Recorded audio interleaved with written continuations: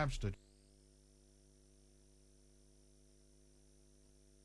You're 30 last week, and you have to be on Vodafone network apparently, and you just dial 81089. Send me a small text message, so please go ahead and do that. George from Hampstead, you're on TalkSport. Hello, Gary. Hello, George. I'm looking for a bit of guidance. I'm a tenant in a small house.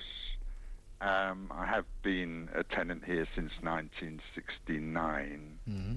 I haven't paid any rent since January 1984. Mm-hmm. And I haven't heard from my landlord for almost 12 years now. Let me ask you this. Not that it's particularly relevant, but it may be. Is it a house in which you are the only occupant? Yes. Fine. You should go and see a solicitor immediately. If you've lived there for 12 years without paying any rent, you've been squatting, more or less, and you can claim possessory title, which means it can become your property. You've been there over 12 years. You've heard nothing from the landlord.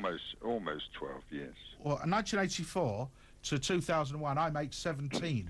Yes, no, but I did hear from my landlord in January 1990. What did he say? He was trying to get me evicted at the time, but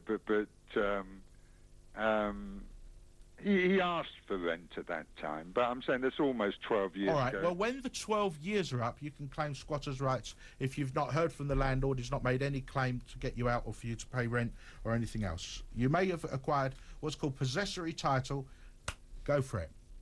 Right, so okay. Your advice is for me to go and see a solicitor? After 12 years from the last time you heard from the landlord. Right. All right?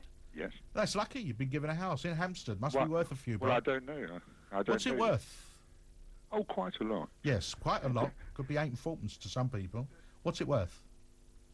Hampstead. 100,000, 200,000, 300,000? More than that. 400,000? Probably a bit more than that. And you don't pay the rent? No. Good luck, George.